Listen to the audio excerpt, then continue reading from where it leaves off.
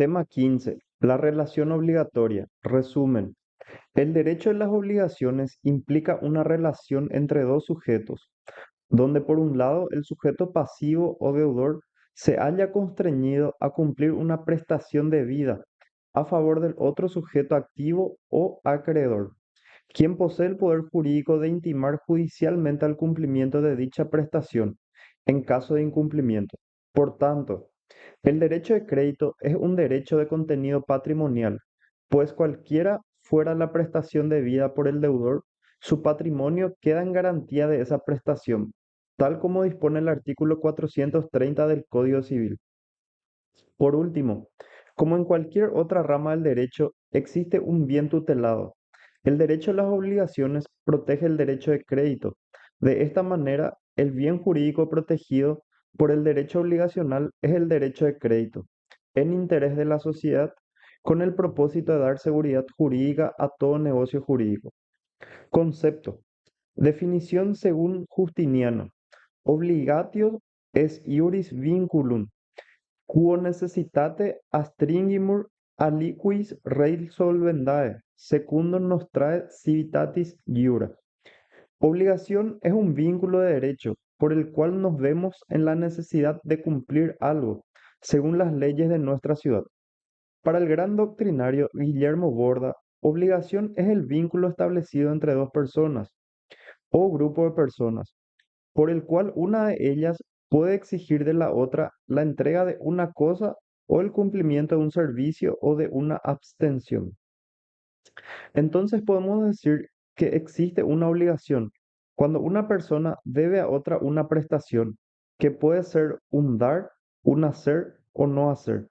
En virtud de esta relación jurídica, el acreedor está facultado a reclamar del deudor el cumplimiento voluntario de la prestación o recurrir a los medios legales para el cumplimiento forzoso. Esta prestación es susceptible de valoración económica o apreciable en dinero, como lo menciona el profesor Silva Alonso. Evolución histórica del derecho de las obligaciones. Las primeras obligaciones nacieron de los delitos, del mismo modo también la ejecución. Para ser efectivas, estas obligaciones, nacidas de los delitos, ha tenido que pasar por etapas. A ese efecto, la primera forma de ejecución fue mediante la venganza privada. Es decir, que el ofendido en aquel tiempo podía causar al autor del delito u ofensor un daño mayor al daño recibido. Por tanto, nada más dependía de su voluntad. Luego apareció la ley del talión para disponer que el ofendido ya no pudiera causar al ofensor un daño mayor al daño recibido, sino hasta un daño igual.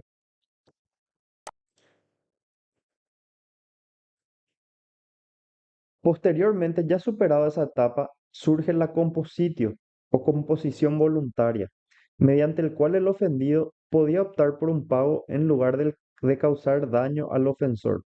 Así el autor del daño pagaba por el daño provocado y el ofendido quedaba satisfecho. Más tarde en el derecho romano ya se imponía una cierta norma de pago para evitar abusos por parte del ofendido. Como muchas veces el pago no se hacía al momento inmediato de causar el daño, el ofendido otorgaba un plazo razonable al ofensor para pagar la deuda.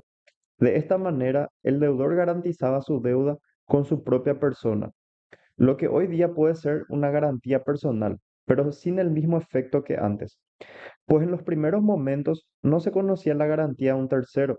Como consecuencia de esta garantía dada por el ofensor, hoy llamado deudor, con su propia persona, esta relación se llamaba nexum y el deudor era el nexi, que era como entregarse en prenda o autopignorar, que en caso de no pago de la deuda, el ofendido, hoy acreedor, podía disponer de la persona de su deudor. A su voluntad quedaba la persona del deudor. Esto también ha llevado al abuso, pues el ofendido podía vender a su deudor como esclavo, o enviarlo a la cárcel o hasta matarlo.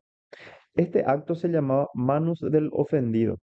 Como consecuencia de este abuso, nace la Lex Poetelia Papiria en el año 322 a.C., mediante el cual se prohíbe que el ofensor deudor, llamado Nexi, garantice su deuda con su propia persona, sino con los bienes.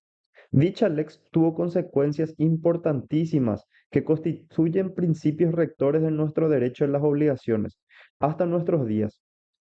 A. La no existencia de prisión por deudas. Y B. El patrimonio de una persona es la prenda común de sus acreedores. Teorías acerca de la naturaleza de la relación obligatoria. Teorías subjetivas y teorías objetivas. Teorías subjetivas.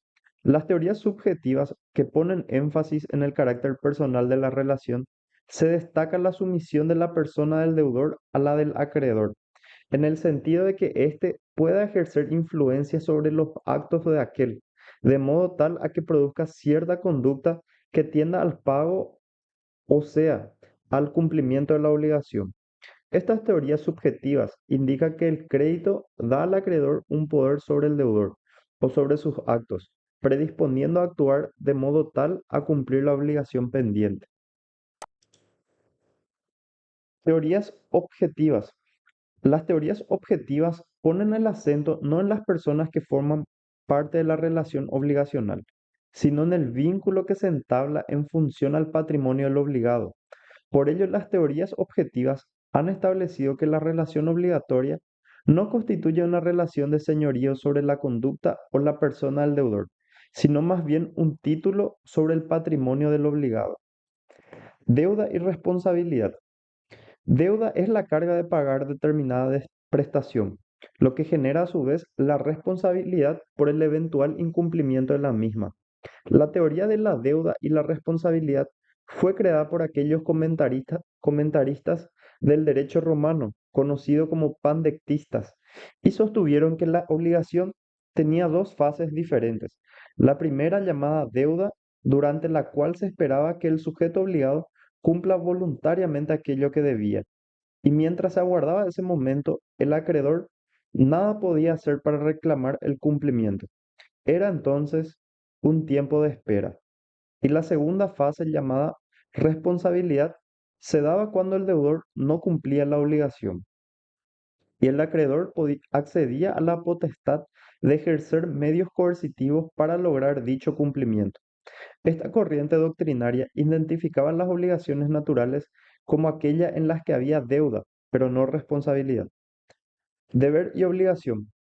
Dentro del universo jurídico se presentan situaciones en las que una persona puede estar obligada o debe asumir determinado comportamiento o realizar ciertos hechos por imperio de la ley. Tal es así que puede haber confusión entre deber jurídico y obligaciones. La diferencia entre deber jurídico y obligación se hace considerando la ausencia o presencia del contenido patrimonial en la relación entre las personas sujetas al vínculo. En doctrina, la distinción entre deber jurídico y obligación se hace considerando una valoración patrimonial, si tiene o no un contenido económico.